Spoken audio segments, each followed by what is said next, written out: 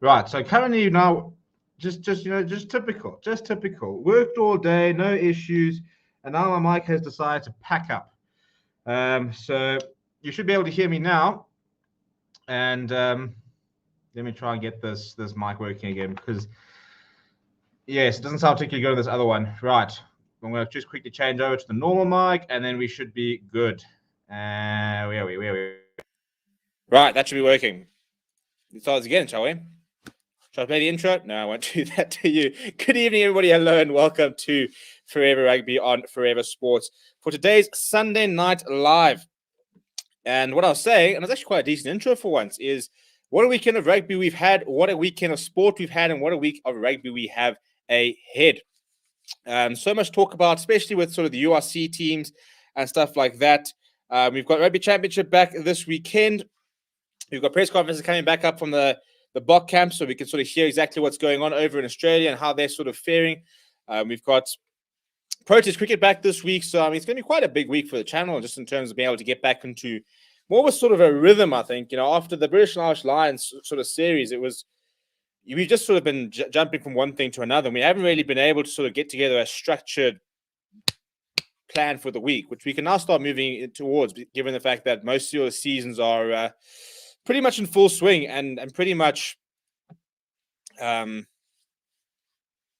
structured. We've got a plan. I mean, let's be honest, the last sort of year, Currie Cups and football and cricket and stuff like that has been so sort of dicey in terms of will we get games, will they change, stuff like that.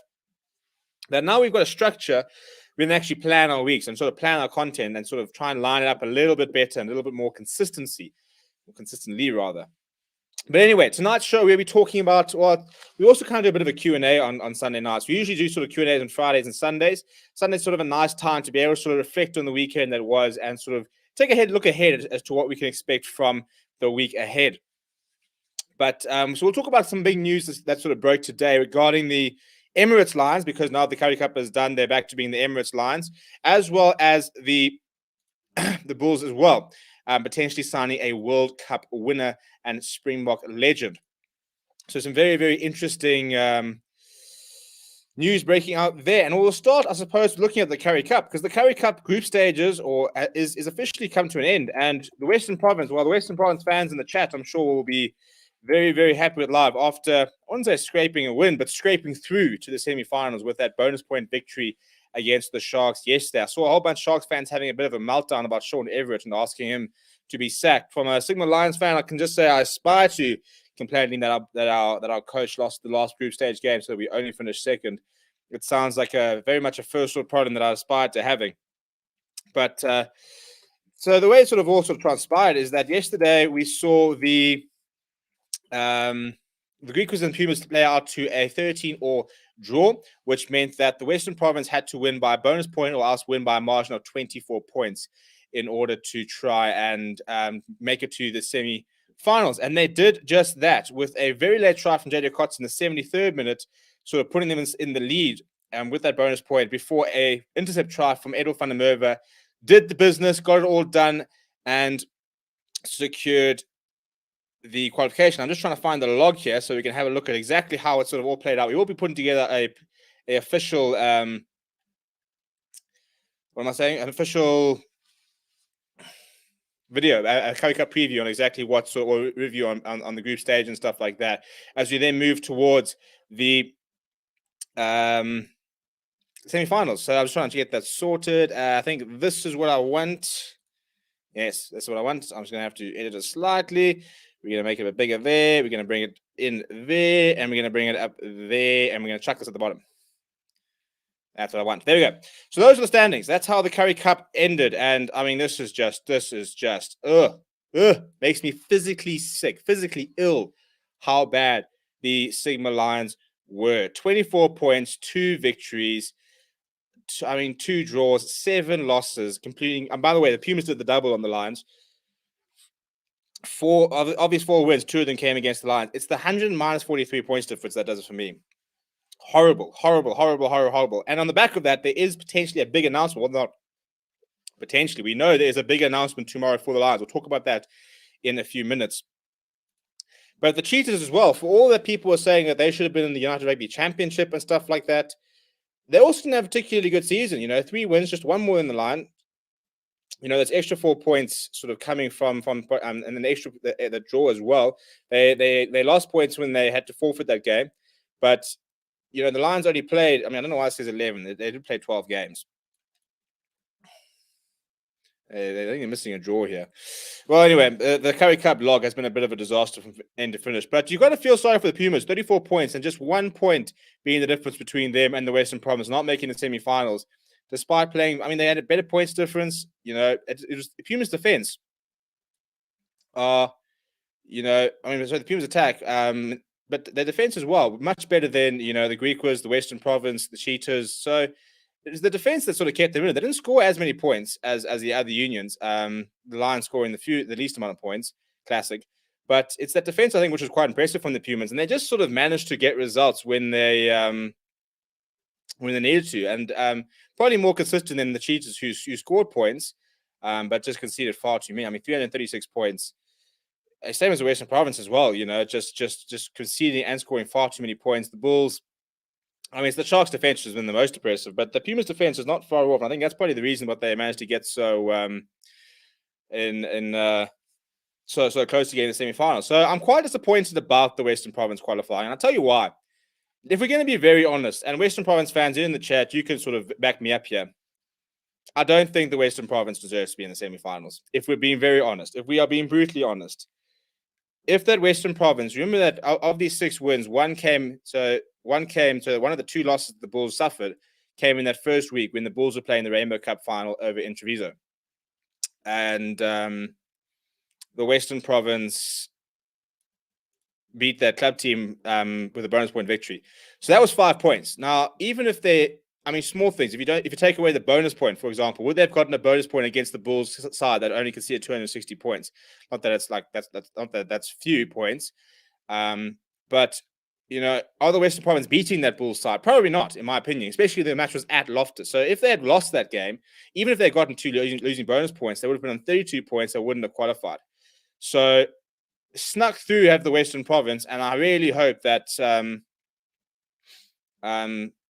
that the Bulls do a job, because I think it'll be sad to see a Western Province side which probably didn't deserve to go through ahead of the Pumas to then go on and do something quite special and sort of etch your name on a cup when I don't think they should have been there. But apart from that, the Bulls, 49 points and the Sharks, 40 points. They continue to be just up here in terms of the SA teams. Big shout out to the Griquas. 5 victories, just 2 losses. Just the 2 draws. They didn't actually get all those sort of free points that some of the other unions had. 5 losses from them. So pretty consistent in terms of the amount of points scored and points for. And they did have quite a few sort of close games. But you think about that Griquas, that 2 bonus points they got against the Lions, even when they lost. That late victory against the Western Province. You think of those, and those are the extra sort of 4 or 5 points that they actually needed to have gotten through. So it's been a fantastic season from the Pumas, from the Griquas.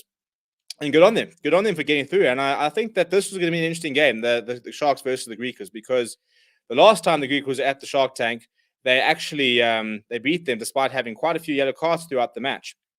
So that's how the Currie Cup log is finished. What are some of the takeaways? The bonus points, she's getting a lot of bonus points. The Lions just actually getting nothing, to be honest. But I don't think there's that much difference, in the 2 seasons here. You think the Sharks beat the Bulls and lost, and didn't get the other game played. So the Sharks didn't lose to the Bulls throughout the season. So this is, these are the top 2 sides. They're recruiting the best. They've probably got the best coaching setups. They're the best structures. They are the sides that are acting like big units at the bottom. Well, this schmuck and these 2 schmucks. Less so the Cheetahs, but very much these 2 schmucks are acting like blooming club sides at the moment. And heads need to roll and things need to change if those 2 sides want to get back to winning ways.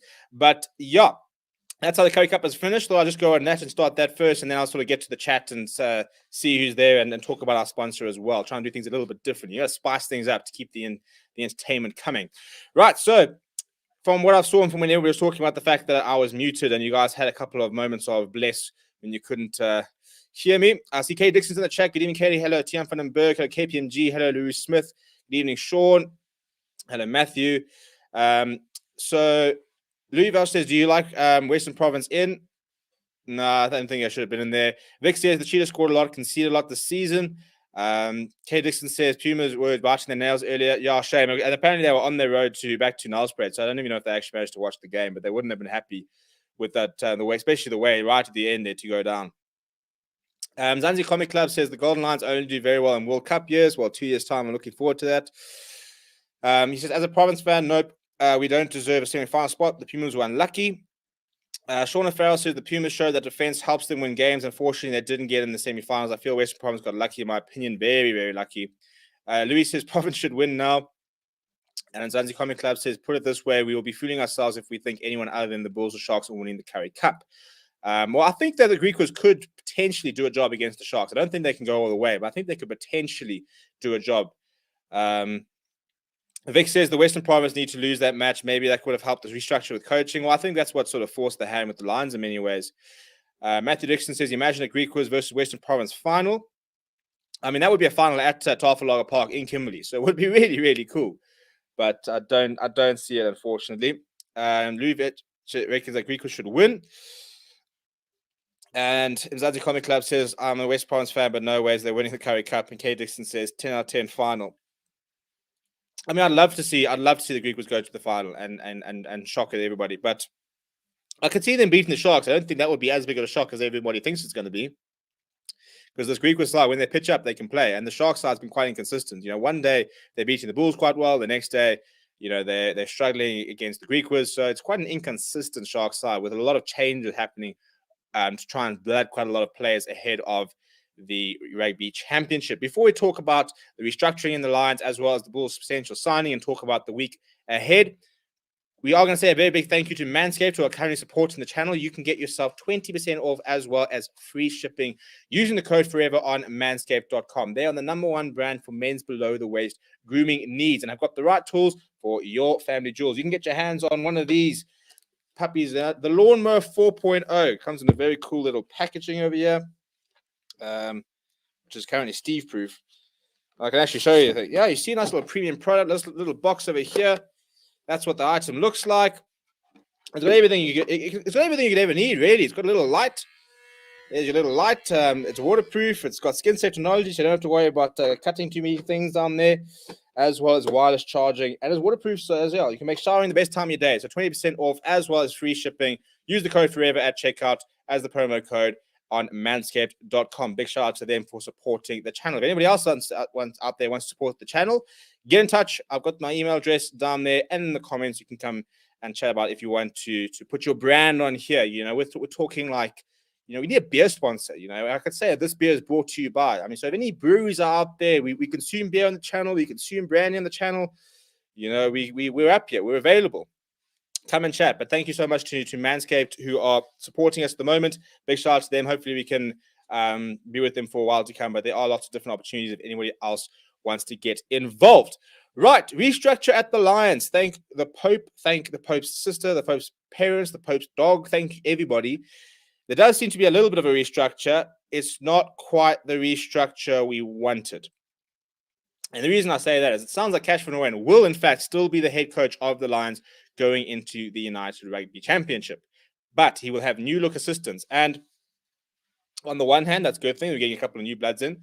But we have lost Warren Whiteley. Warren Whiteley was today confirmed as the new line-out coach for the Sharks, which is a huge loss for the Lions. And if you haven't watched it, the Lions released a video on Saturday,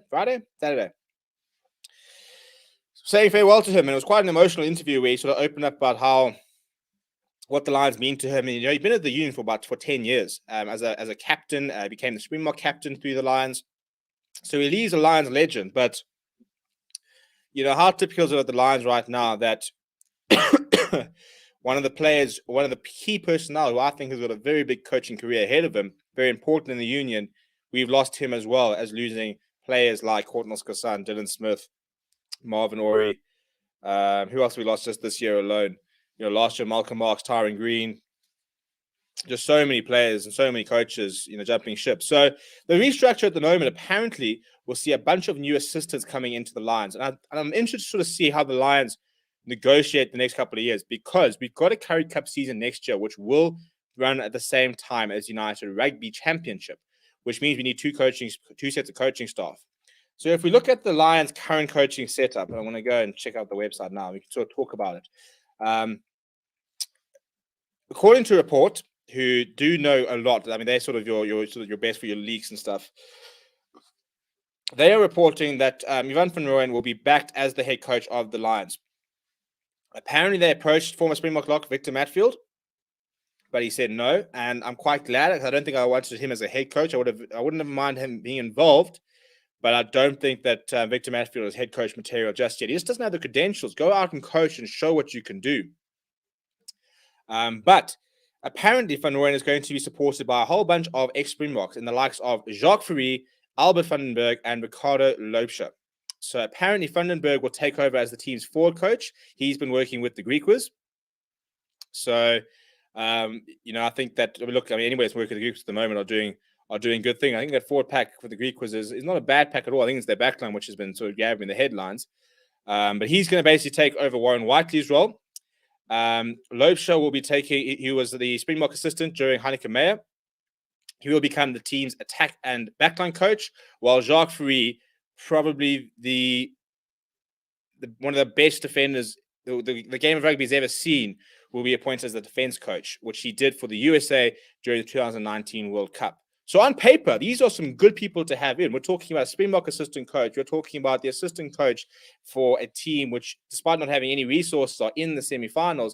And we're talking about somebody who's worked as an international defense coach for the USA, albeit, but an Alliance legend, Springbok legend, coming back and doing it for the Lions. So I think it's good to see that.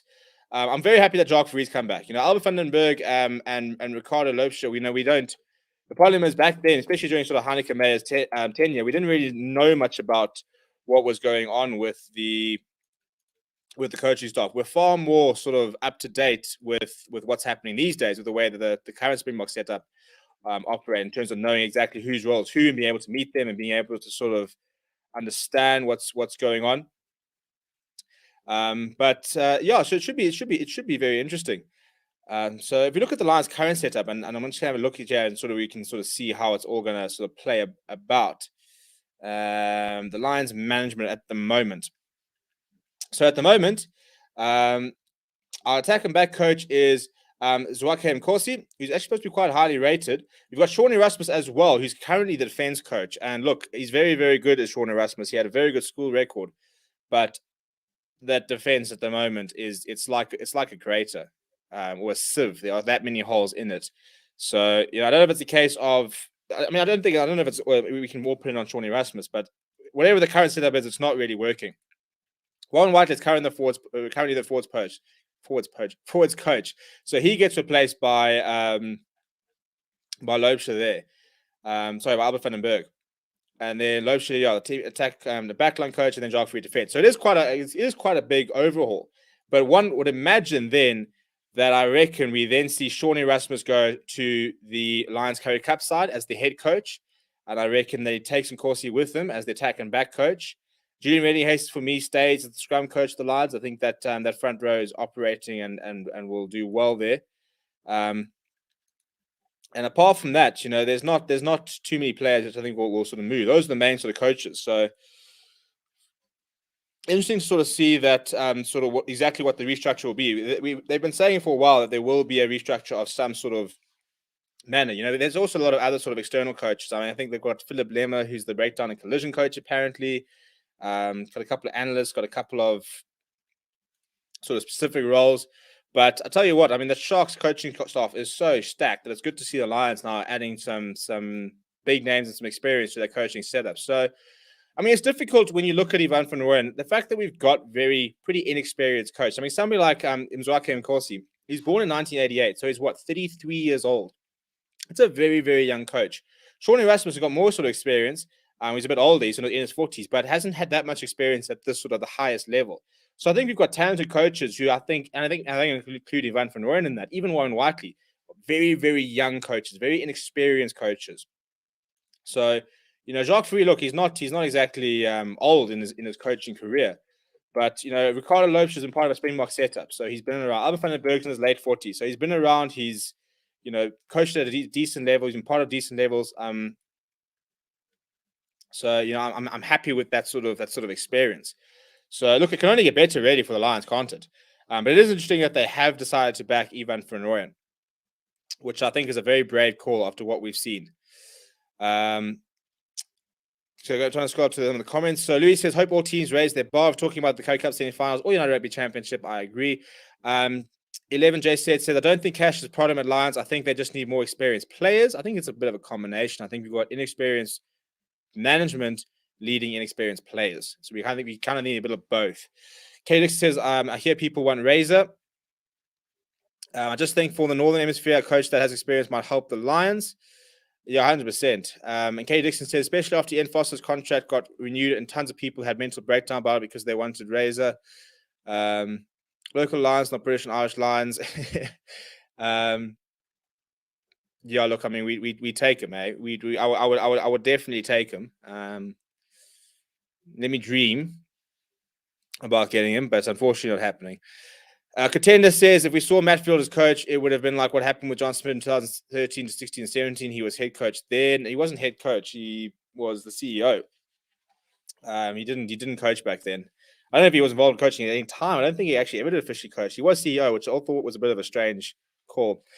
Spirit says, I feel so bad for Namba, who made the box squad, gets completely dropped and replaced by Jaden Hendrickson and Grant Williams. Look, to be fair to the Springbok setup, I don't think Mahamba was playing particularly well in the last couple of months, but he had a storm on the weekend. And I think that's what you probably want as a coaching staff, because you pick a player, he doesn't really perform. So you pick somebody who is performing better than him at the moment. I mean, Grant Williams and Jaden Hendrickson were keeping Mahamba up the side. So literally the week that Grant Williams gets called up, Sneha Nahamba then goes and puts on a brilliant performance. Kind of just sort of light a fire under someone's arse and get them playing well. As Matthew Dixon says, John Smith was the CEO, not the coach. And Spears went through the Hammer comment. Musa Bar says, just love that all experienced coaches take this URC series very serious. I got to say, maybe not a spectacular like Super Rugby, but this is good for South African rugby. Look, I think you also got to look at what the URC gives us. So maybe the URC itself might not be good as maybe the Super Rugby in terms of the teams playing in the URC, but it's also a gateway into the Challenge Cup and the Champions Cup. And I mean, let's be honest, Montpellier, La Rochelle, obviously Toulouse and Toulon, and the top 14 sides, the Premiership sides, these are some of the best sides in the world. The best players in the world are playing in these teams. So, the United Rugby Championship to being a doorway towards that means I think we're in the door. I think it's the perfect situation. So maybe the URC itself might not be as high a standard as Super Rugby, but when you bring in the Challenge Cup, when you bring in the Champions Cup and the Heineken Cup, when you start playing for that, I think that's definitely probably a higher standard.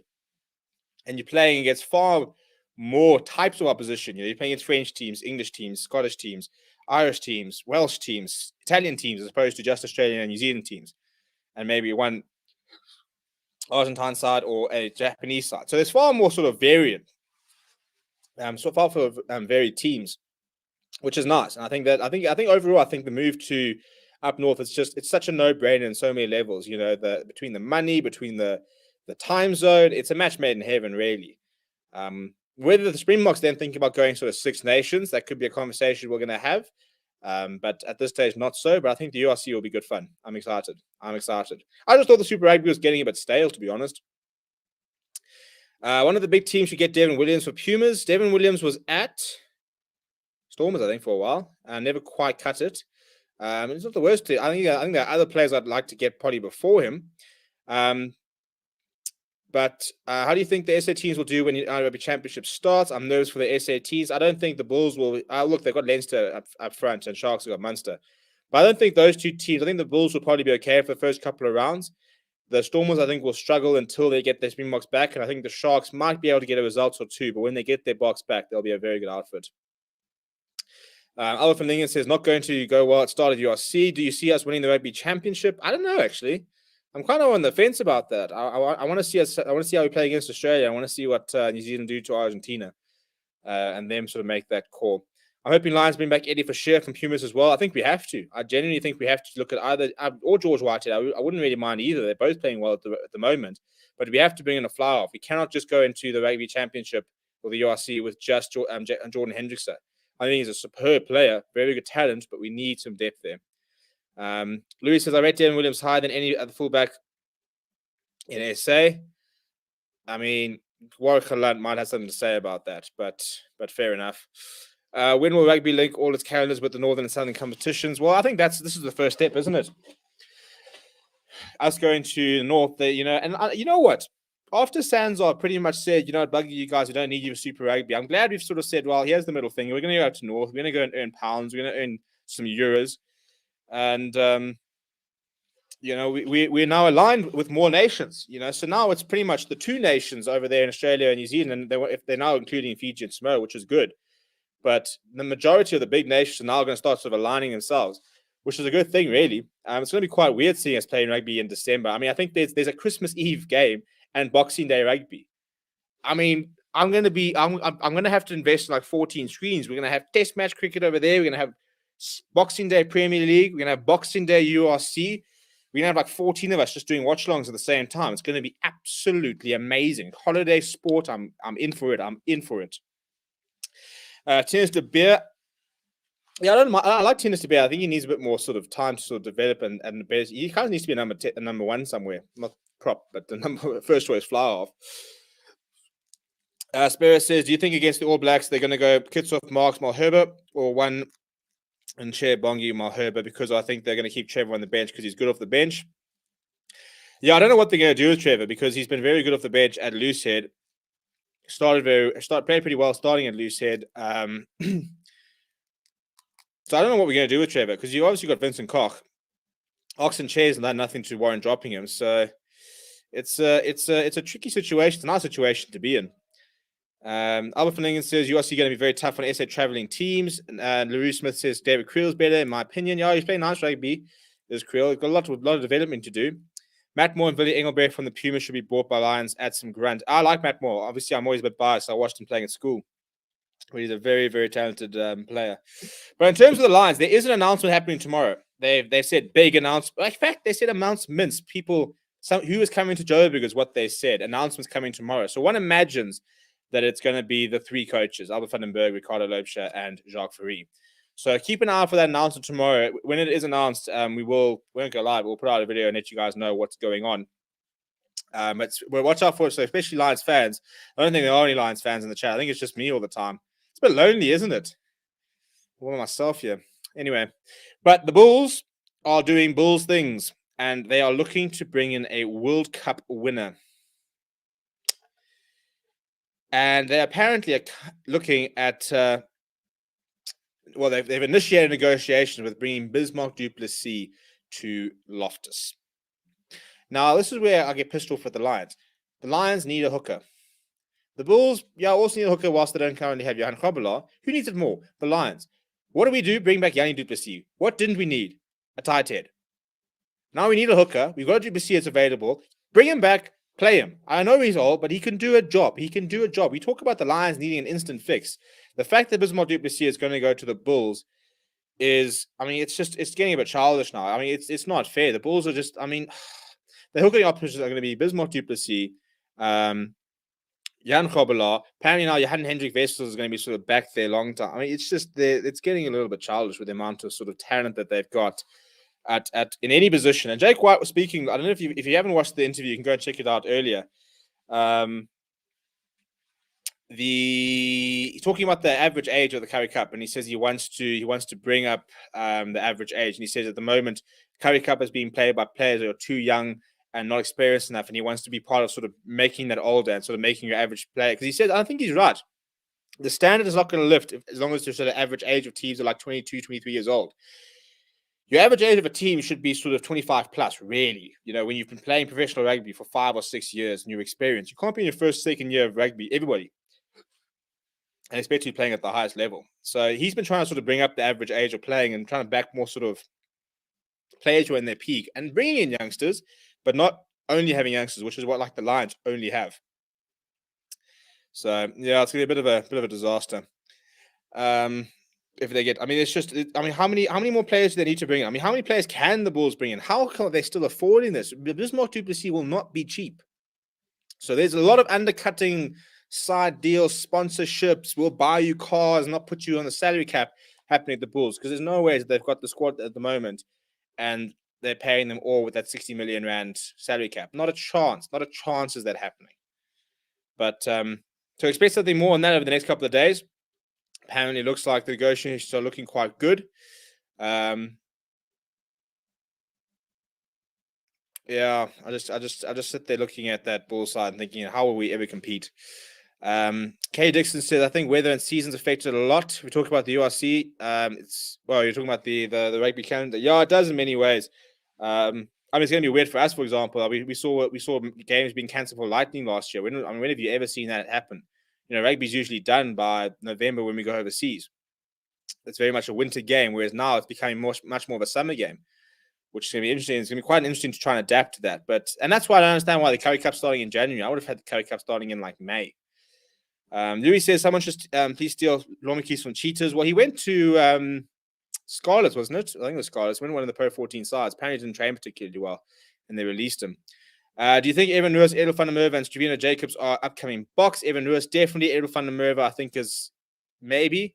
Stravina Jacobs, him and Stravina Jacobs, I think, got quite a lot to do before they start getting into that conversation, but they are very talented players. And Musabar said, I once been watched to clap the Aussies for a side who's not been doing well for a couple of years. Their CEO, etc., just been talking big game. They've made it personal for swaying with the four unions. I've got no time for Australian rugby, to be honest. Up in the air for what BOK coach? Sean O'Farrell says, I know European Cup Rugby was talking about creating a club world championship, meaning top 8. How make the knockout games will face New Zealand sides, Australia, Japan, and USA. The concept's cool. I think the practicality and the actual reality of it will be quite different. I think it'll be quite a difficult thing to get right, but the concept's cool. Jan Hendrik Wessels played well at 2 over the weekend. Yeah, I just need to sort out his line-out throwing. I think he's fantastic in the loose, but he couldn't really scrum at prop, and I think his line work will need a lot of work. But if you can get that right, I think that's probably where he'll settle. I also think Club Rugby World Cup will happen after 2024, and that year's deal with travel hosts in one country. Interesting idea. Henry Vessels learning from Bismarck can only lead to good things. That's the whole point. It's a whole sort of mentorship role that they can provide, and that's what the Lions don't really have. You've got Yanni du Plessis, Willem Alberts, but I'm not sure how much they're passing on because our locks haven't exactly been phenomenal. Lions Cheetahs should share resources like the Cat Stage to bulk up the Lions. Yeah, I don't think it would really work. I think there's a lot of friction between the unions. Remember when the Cheetahs didn't travel up here to play that game? We were not happy about that at all. Box starting team probably still anyone's guess to start against the All Blacks. Yeah, very much so. We don't really know it's mostly our front row, I suppose. I mean, Locks, Lutz, and Eben and Franco Moss at 7, and the backline picks itself if everyone's fit. Unless, obviously, we've got Dwayne Vermeulen. If he is fit today, then I think we'll still go Franco Moss, Dwayne Vermeulen, and Sia Khaleesi. I think that's quite simple. Heard anything on Kurt Janssen after being knocked out? No, I haven't. Can you give me an early prediction for Munster versus Sharks? Also, will you be streaming it live? We definitely will be live for those games. I mean, it's quite a long time away, so I can't confirm who will, what will, and how will. But we will definitely make sure we'll be live for those games. We're currently, in the next sort of week or two, we actually have to sit down and plan our URC coverage, which will be fun and interesting because we've got like 8 games a weekend. Some of the games at the same time. So, it depends on, whether we can get presenters in, where we can get some presenters. How many presenters we can get, if we've got budget and stuff like that to do games, we've got budget to sort out all the logistics. We've got, because I mean, at the end of the day, what we can be doing, for example, is if we've got 2 games at the same time, we've got enough presenters and we've got enough budget, then we can do a feature game on Forever Sports and we can do a second game on Forever Rugby, for example. We've got a second channel which we can put to use during the URC. The question, this all comes down to resource. If we've got the people to do it, if we've got the money to try and do it, because all these things cost money, unfortunately.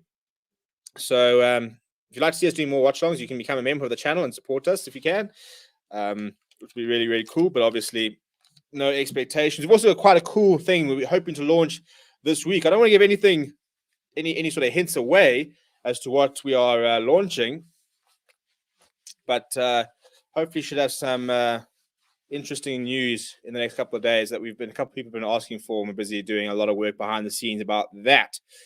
In terms of Munster versus Sharks, Well, you got to back Munster, don't you? I think Sharks going over there. I mean, I don't think the Sharks probably score a try or two, but I reckon Munster should have no issues getting past them. I think that conditions-wise, they'll know the conditions.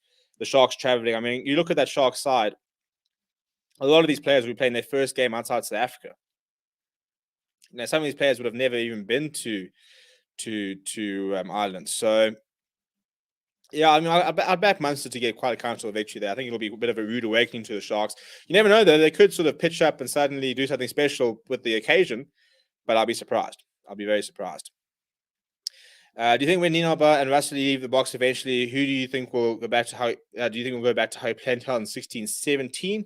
Well, I think the whole point of the setup at the moment is we're trying to sort of put in place a succession plan. You know, whether it's a case of Dion Davids being groomed, for example, maybe for a head coaching role in the future, or whether it's a case of assistant coaches being there so that a head coach can come take over, or so I think that we're trying to sort of do a bit more sort of forward planning. So that whoever does take over, the structures are in place, the style of play is in place, and you can just sort of take the next step or continue the path as opposed to sort of starting again, which was the case. Dwayne will be back for Australia. Yeah, so interesting to still see if we'll start him, whether we'll draft him onto the bench, what the story will be for him. How are we going to accommodate the cheaters? We need a draft system on them. We need their star players to draft them into 14s. I wouldn't mind that. But it sounds like they'll also be in Europe. I'm not playing in the URC, but all rumors and chats talk to them being part of a European competition and potentially being part of the Challenge Cup as well.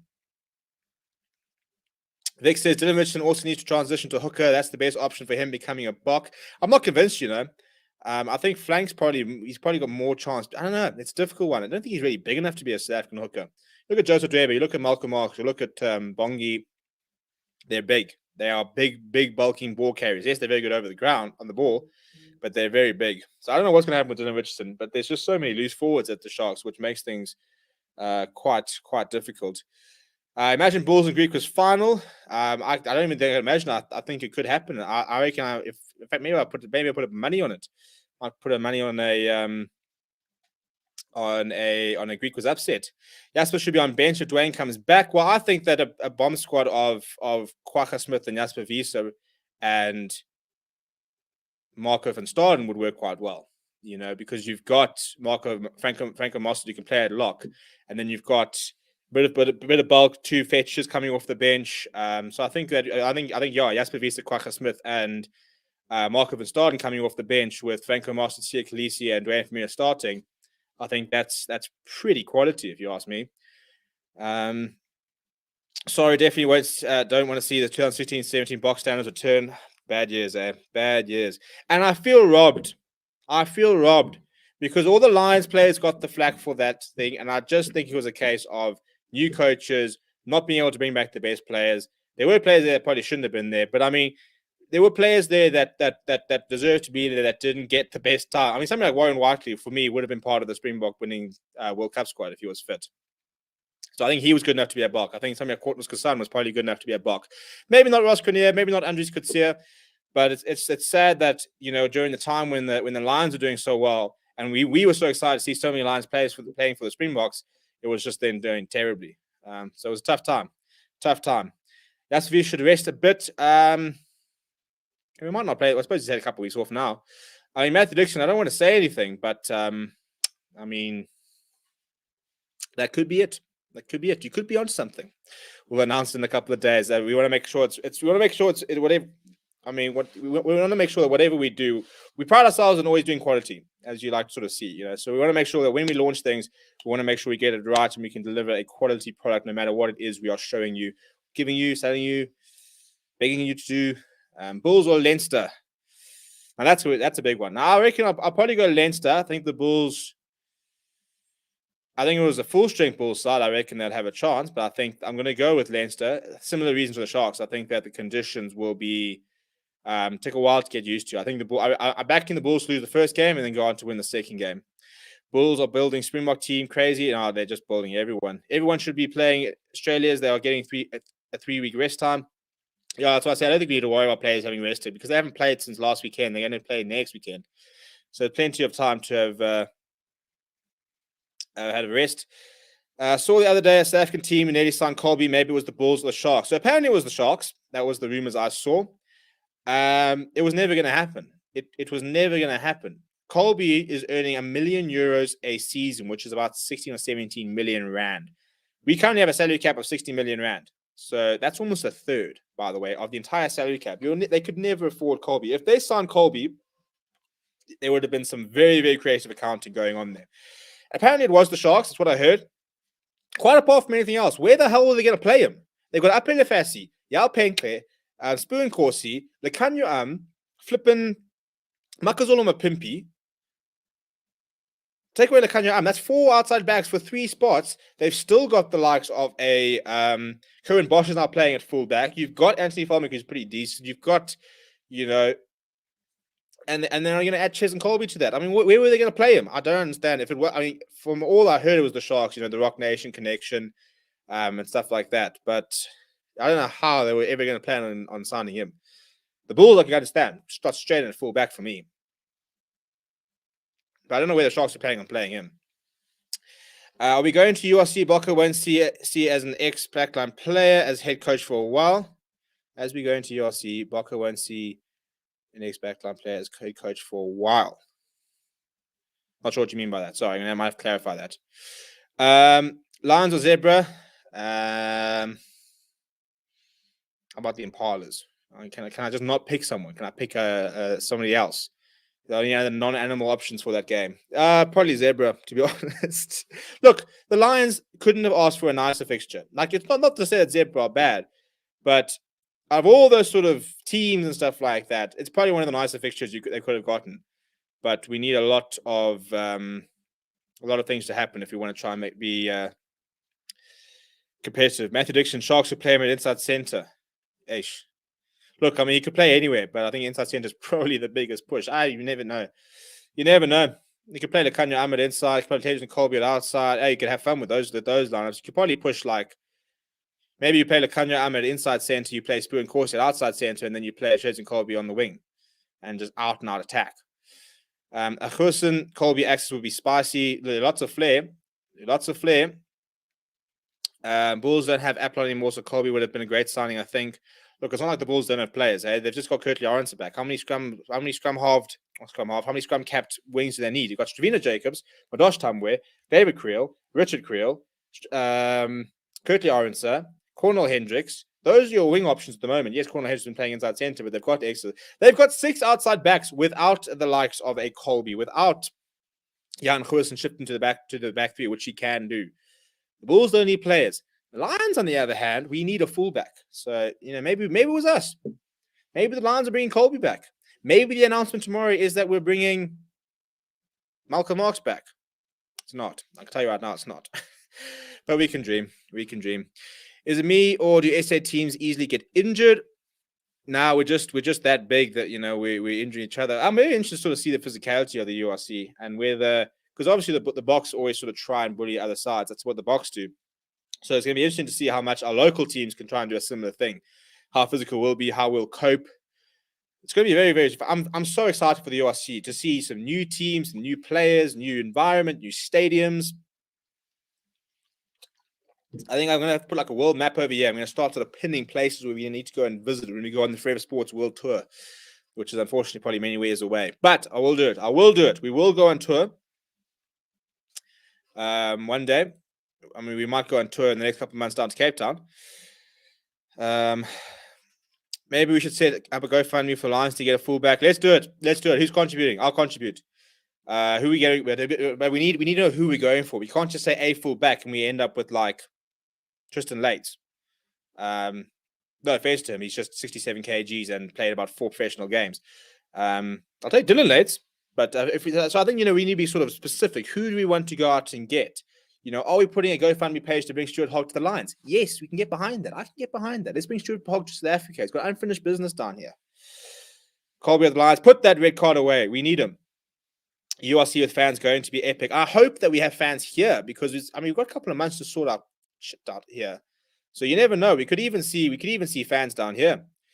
Bulls didn't play good against Cheetahs, even though they have such good players, or they're saving it for the semi-final and final. Yeah, it went great, I don't think. I don't know what I think. I think I would, if I was you, I'd probably put it down as a bad day at the office. I wouldn't. Jake White certainly not panicking. They just knows how to win. So I wouldn't surprise me if the Bulls have two horrible games this weekend and next weekend and still win the Currie Cup. That team just knows how to win. They know what to do to get victory. But yeah, it should be an interesting week ahead. So in terms of the week ahead, and what we can sort of vaguely sort of give you an idea of, does anybody know if the SuperSport website's back up? I'm taking it as a no. SuperSport, I mean, come now. It's not hard. It's not hard. In terms of the rugby for the week, so we've got Rugby Championship on Saturday, New Zealand versus Australia, as well as, well, that's the Rugby Championship, and then the two Currie Cup semi-finals. So we will be live for all three of those games. Whether it'll be me, whether it'll be Lecanyo, I'll be live probably for the two Currie Cup games. I'm hoping that Lecanyo will be doing the Australia versus New Zealand game. In terms of other sport this weekend, this week there's no midweek rugby, but there is cricket. I think it's the ODIs. The first ODIs between South Africa and Sri Lanka start on we're Sunday.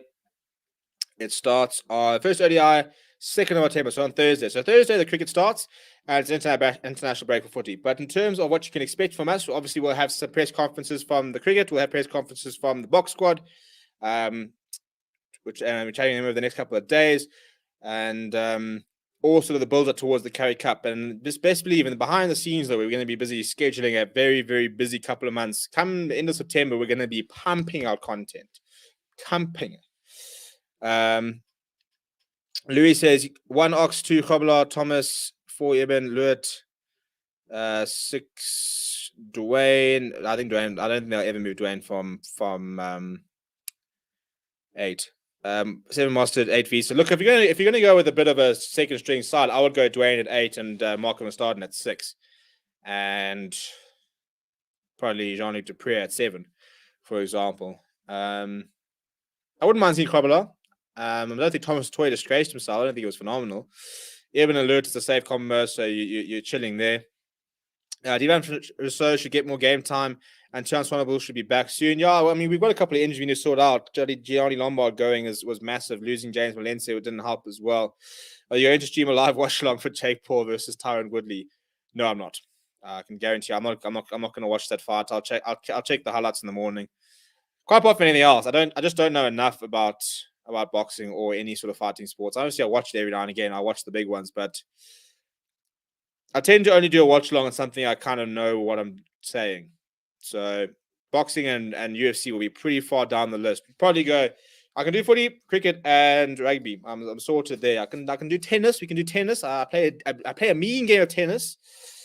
What else can we do? F1. I don't watch that much these days. So I struggle with F1. Golf. I don't play a particularly good round of golf. I'm playing quite a lot more golf. I think I actually mean to be doing a video on it to show you guys how terrible I am, which would be a bit of a laugh. But maybe we'll do the Ryder Cup or something. But I'm definitely not going to be doing boxing or UFC anytime soon, because it'll just be talking on my ass for however many rounds. Tian Swanepoel was going well at the Lions pre-injury. I think Tian Swanepoel, I want to see more of him. I think he looks very good on the attack. He's got a huge boot. I'm a little bit worried about his defense. I'm a little bit worried. If his defense is fine, we haven't seen enough of him to really make that call. But if his defense is fine, then he's a decent option at fullback. But you've got a very nice boot, very useful. And I loved having that Alton Yankees left boot, Tian Swanepoel right boot. I was really enjoying that. And then we decided to give Alton Yankees to the Japanese. Lions should not have. Never thought Visa would be such a good player, winning Lions series and beating Argentina alone. Although he's growing, we had a very good game against Argentina, and we've seen that there's a player there. Maybe the Lions should bring him in. The Lions can bring anyone in. I'll be happy. Lions should not have let Green go either. Hope he comes back soon. That was a heartbreaking one. That was just there, right in the chest. Mr. Shark Free News would be cool to put it in the scroller down below. Yeah, I can try to do that. I can try and break up the video. I don't even remember how to do it. But it was the first thing we talked about. So you can go and check that. He will, in theory, apparently be announced as the Lions defense coach, probably tomorrow from what we're reading into it. MotoGP.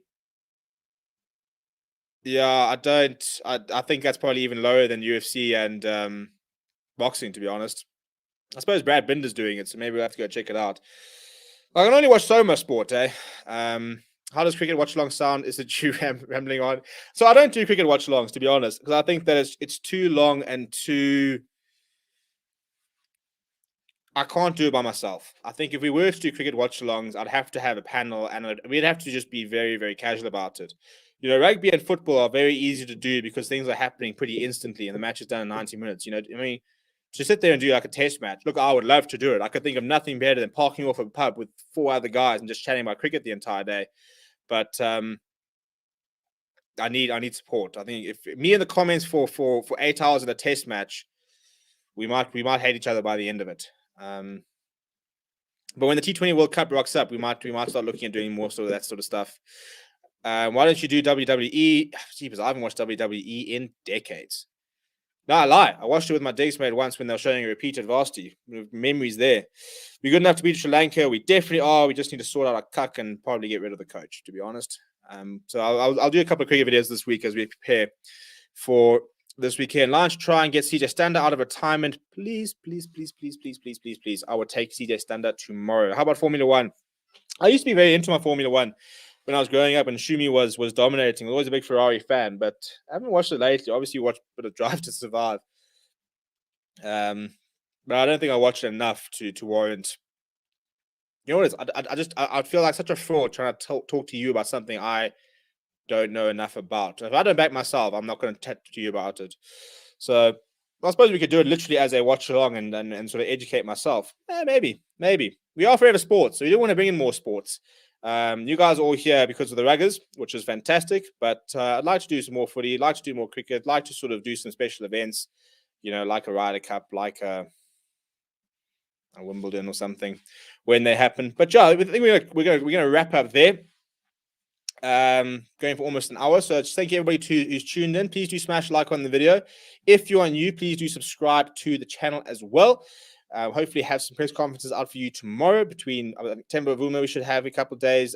BOK management and stuff like that we should have out as well as the Currie Cup review from the last round, stuff like that. I can't believe SA Cricket never won a cricket match. World Cup, disappointing. Yeah, look, don't talk to me about those Proteas. Don't talk to me about them. We're in a bit of a sabbatical between our relationship. What's happening with Rassi? He's staying in South Africa. Hopefully, as soon as his stuff is sorted, he'll be flying over there. Thank you, everybody. Have a good evening. Stay safe. If you're in South Africa, please get vaccinated so I can go back to my stadium and watch rugby and cricket and footy and take you guys all there with me. But until then, you smash that like button, you subscribe to the channel if you're new, and you come and hang out with me next time we're live. Keep an eye out on the page, especially in the community tab, for an announcement hopefully soon in the next couple of days. But keep well, keep safe, and chat to you guys soon.